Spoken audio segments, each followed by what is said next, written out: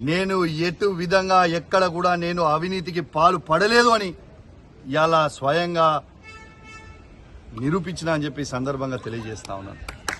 రెండోది, నేను నమ్మినంత దేవుణ్ణి బహుశా ఈ నియోజకవర్గంలోనే ఎవరు కూడా నమ్మరు కావచ్చు. అంతగానం పూజలు భక్తి దేవుని మీద నాకు ఉంటుంది. ఇలా నేను ఒక్కటే అడుగుతా ఉన్నాను పొన్నం ప్రభాకర్ గారిని. పొన్నం ప్రభాకర్ గారు, మీరు అధికారంలో ఉన్నారు, మీరు సవాల్ విసిరినరు. మీ సవాల్ని నేను స్వీకరించి పోదామనే టైంలో ఈ పోలీసు వాళ్ళని పెట్టి నన్ను ఎందుకు అడ్డుకుంటున్నారని నేను అడుగుతా ఉన్నాను.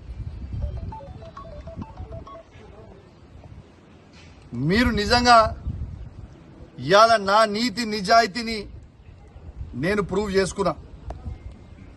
ఇవాళ ఎవరి కోసమో నీ కోసమో కాదు, ఏ ప్రజలైతే నాకు ఓటే